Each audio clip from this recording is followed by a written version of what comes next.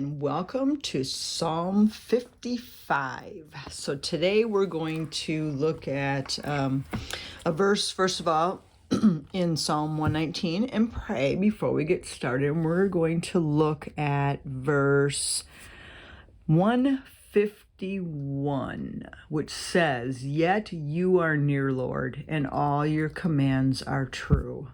God, I'm thankful that you are near, that you are here, and that you are guiding us through these studies. And I thank you also that your commands are true. God, that we are studying something that is true, that is solid, that we can stand on for life, Lord. And I pray that as we read, that we would discover more truth and that we would grow closer to you. Amen. So let's look at Psalm 55. I'm going to go back just a little bit more so you can see the whole thing as I'm reading it.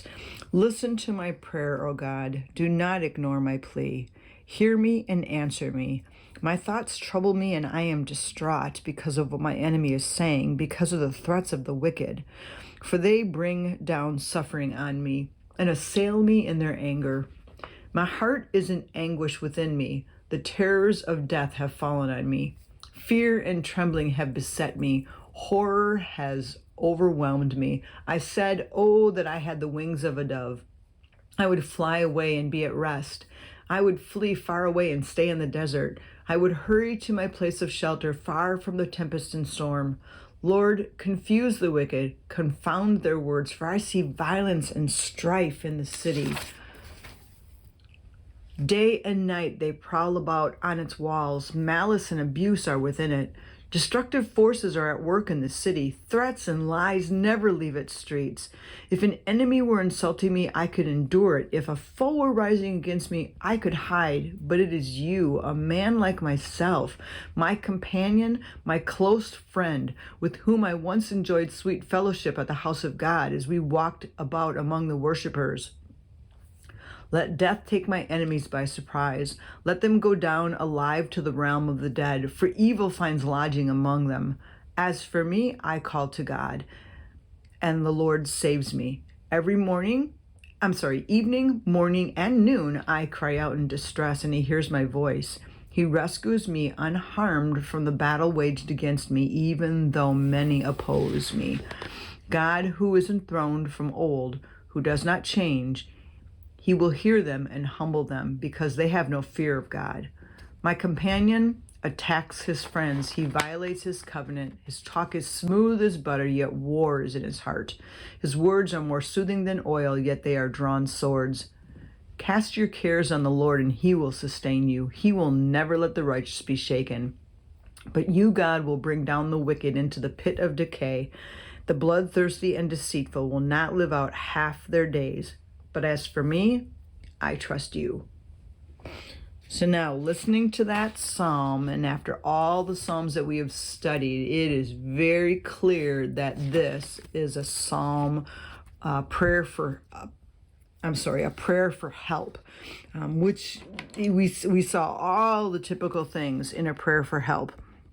He's crying out to God. He's telling God what his issues are. He's pleading and petitioning God to do things towards his enemies. And then he ends with a reassurance or a hope in God. So it's very typical prayer for help. The thing that's different about this psalm, as opposed to a lot of other psalms for help, is the enemy. The enemy on this one seems to just be one person. He calls him a companion or a friend who has now come against him. So that would be the one thing different. Normally, it's when we see the enemy, it's the enemies, and it's like an army or a country that's coming against him. But in this situation, it's an individual. So that's one thing that makes this psalm a little bit unique. The other thing that makes this psalm unique is that it's very disjointed. So the thoughts jump from one thing to the other very abruptly. There's not a really good even flow to this psalm. And some of the commentaries even say that it really shows the roller coaster of emotions that we go through when we're suffering. So I thought that was kind of an interesting way to look at it. So what we're going to do is kind of look at each little section and label some things as we go instead of just marking things off. So we're going to look at verses 1 through 3 first. And verses 1 through 3 are basically his urgent plea. So I'm going to go 1 through 3, and I'm going to write down urgent plea. And then what I'm going to do is I'm going to take a color and I'm going to mark those words that the things that he's asking God for. So the first thing he's asking is, God, listen to my prayer. The next thing is, do not ignore my pleas. Hear me and answer me. So there's basically what he's asking God to do. God, listen to me, don't ignore my plea, hear me and answer me. And then he goes into basically why he's so distraught. And so what I'm going to do here is I'm going to actually make a second little bracket here. So this whole thing is his urgent plea, but this section here is why he's having such a hard time. And it says, my thoughts trouble me and I am distraught because of what my enemy is saying. So why he is distraught?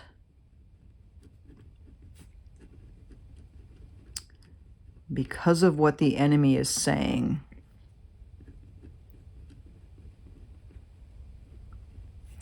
So it's what he's saying, and what he's saying is they're threats, and they bring me down. Okay, for they bring down suffering on me. So I'm just going to write down that the enemy is saying things that are threats.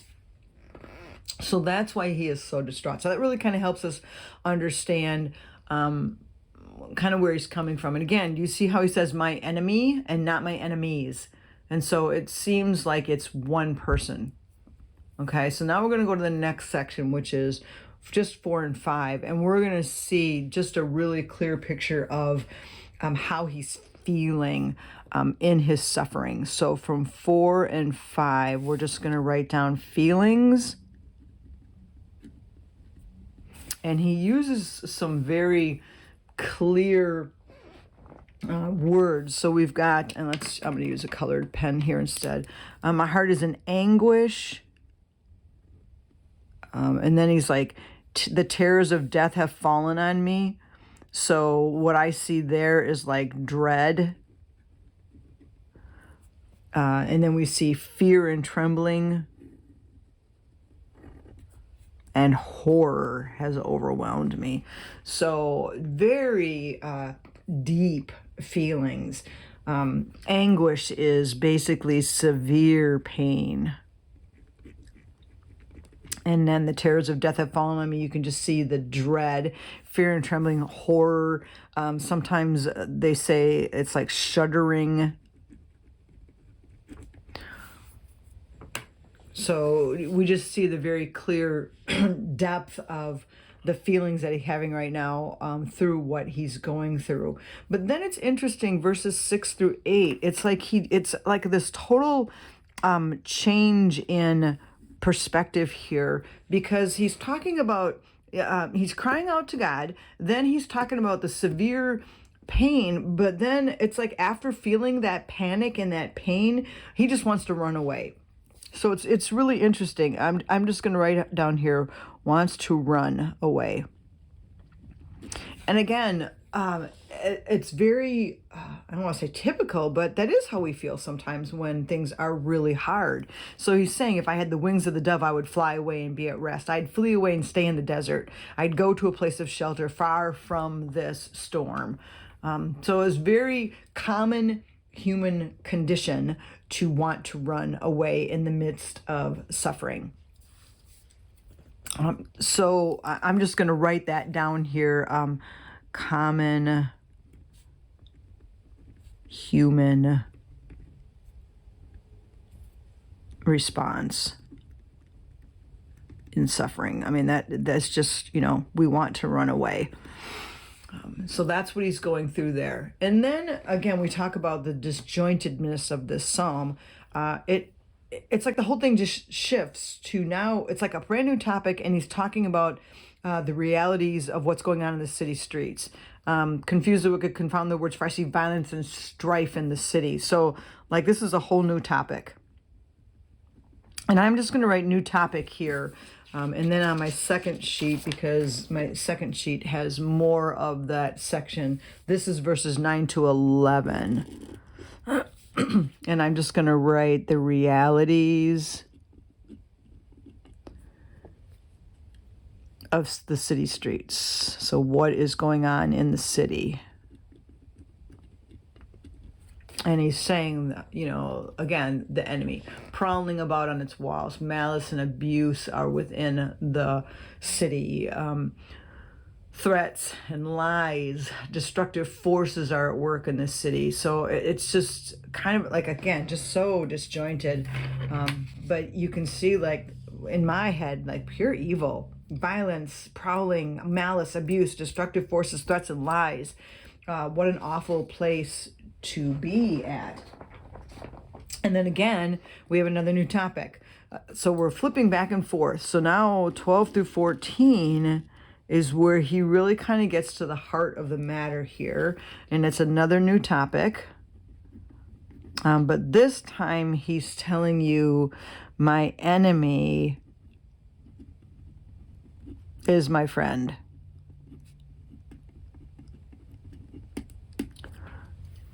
If an enemy were insulting me, I could endure it. If a foe were rising up against me, I could hide. But it is you, a man like myself, my companion, my close friend. So there he's just saying it like, man, if it would have been anybody else, I could handle this. I could endure it. But because it's my close friend, it says, with whom I once enjoyed sweet fellowship at the house of God as we walked among the worshipers. So it's not even just, well, I want to say not even, it's a friend, but it's a friend that he's worshiped with. It's a friend that he has been to the house of God with. And it's just that, you know, nothing hurts more than the betrayal of a friend. But when that friend is a believer, I feel like it just seems even worse. So that's this section here, you know, just that grieving that it is a friend that is the one that has come against him. But then verse 15 is interesting, because verse 15 tells you it's plural enemies. Look at it. It says my enemies. So again, we're going to a different section, and it's just this, but now we've got plural enemies. So again, you see the disjointedness of this psalm. Let death take my enemies by surprise. Let them go down alive to the realm of the dead, for evil finds lodging among them. So the focus was on the friend, but then it's almost like that focus on the friend doesn't remove the pain that he's also struggling with enemies. We don't know if the enemies are related to the issue with the friend. Because it doesn't really clearly tell us, but it does sound like he wants his enemies dead. And again, we're talking about this psalm reflecting like our real thoughts and our real sorrow. When you have enemies that are constantly coming with you, again, it's that human response. You just want them gone. And then we see kind of a shift. So from 16 through 19, and so I'm going to come up here and just go like this. So I didn't put a bracket here, and I didn't put one down here, so that it indicates that this is all the same section. And in the midst of all this chaos, in the midst of all this pain, we see trusting in God. So trust God, and I'm going to actually write that in the midst of chaos and pain. And that's often very typical in what we would call a prayer for help. And I love that. I love seeing that, because he just turns around. As for me, I call to God. and the Lord saves me. I cry out in distress and he hears my voice. So let's go through and let's just mark the confident things that he's saying as far as where his trust comes from. So the Lord saves me. When I call out to him, he saves me. When I cry out in distress, he hears my voice. He rescues me unharmed from the battle waged against me. Even though many oppose me, God, who is enthroned from old, who does not change. Again, that's an amazing thing to know about God, who does not change. He will hear them and humble them. So he is going to hear what they're saying, and he is going to humble his enemies because they have no fear of God. So just a really confidence right in the middle of all of that. And I think it's a really good lesson for us as we go through difficult times, that we can see both sides of the story. Like, I'm going to tell you, God, my anguish and what I'm going through, and I'm going to talk through that. And yet in the end, I'm going to turn and I'm going to put my trust in God, because he has ultimate control over everything that I'm going through. And that is what we see in 16 through 19. And then 20 and 21 are again another, what we would call not a change in topic, but he's going back and talking again. So we're going to say he's returning. So a return to the pain of what he's going through with his friend. My companion attacks his friends. He violates his covenant. His talk is smooth as butter, yet war is in his heart. So it really gives you a picture of the pain that he's struggling with his friend who has violated a covenant, whose words, there's deceit. So I'm just going to write that word. We see deceit here with this friend. And again, it's just difficult to go through. So he's returning to that and talking about it. And then the last section is like this. Okay, I'm going to write to my audience and I'm going to give them advice. So offering advice to his audience, whoever that audience is. This is what you need to do when you're in the midst of suffering. This is what you need to do when your enemy is coming against you, when you feel shaken, when life just is not going in a good way. Here's what you need to be doing. And so let's label these things. And then I actually did look up some of the words in here because I thought it was good to kind of look these up. So the first one is cast your cares on the Lord. So when you're going through a difficult time, that's the first thing we need to do, is go to the Lord and tell him what we're struggling with. And know that when you do that, he will sustain you. It says he will never let the righteous be shaken. So that to me is an amazing verse. One that, again, if you want to do your banners where you're drawing a banner, this would be a really neat place to do it. And because I've already highlighted the whole thing, I could easily go like this and make this into a banner and like just banner it on the one side.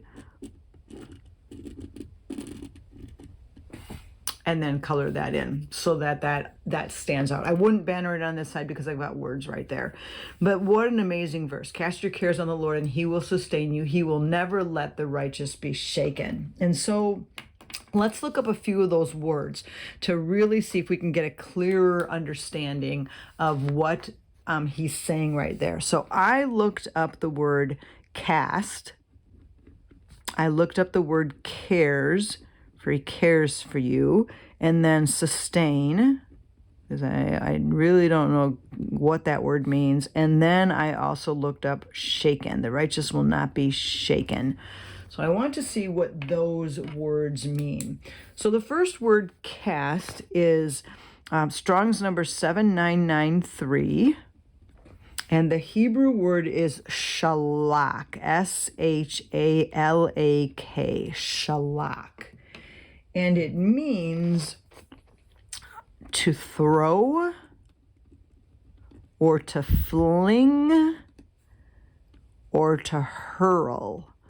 Now, I love that concept because it's not just like when I listen to that verse, cast your cares on the Lord, I feel like I've always kind of pictured it as I'm like dropping those requests, those cares. I'm just letting go of them. But this is literally saying throw them, fling them, hurl them on the Lord.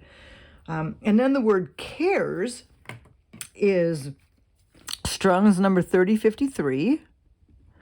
And the Hebrew word here is Yahab, Y-E-H-A-B,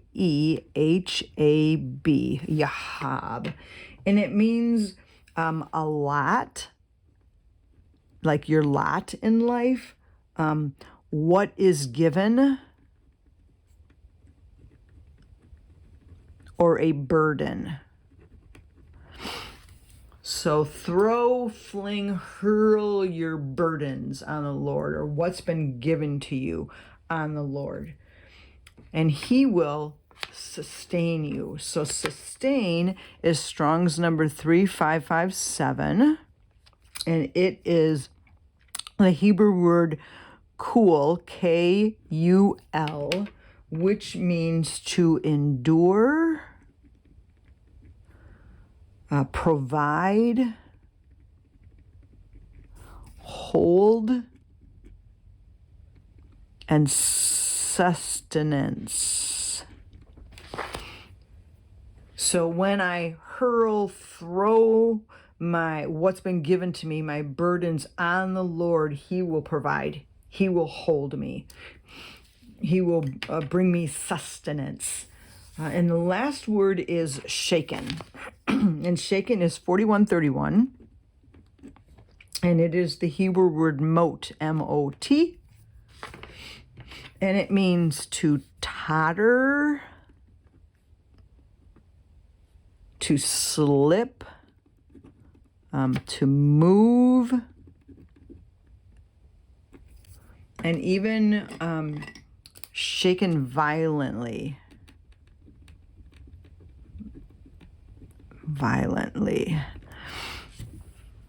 Okay, so we put all that together and we say, throw, hurl what's been given to you, your burdens on the Lord, and he will help you endure. He will provide. He will hold you in, and because he will never let the righteous totter or slip.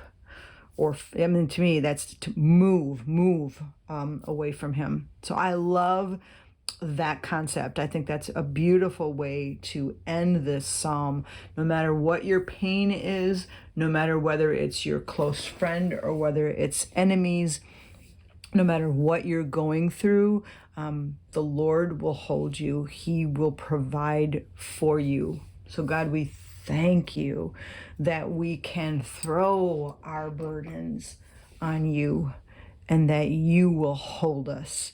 You will sustain us. You will help us endure whatever it is that we are going through. And I pray for every person who's listening to this video, God, if they are having an issue right now, that you would help them just to throw their burdens on you, and that you would give them the peace they need to walk through this holding your hand. Amen. Well, thank you for joining me for Psalm 55. I think that's a great psalm to walk through and to pray when you're struggling. Thanks for joining me.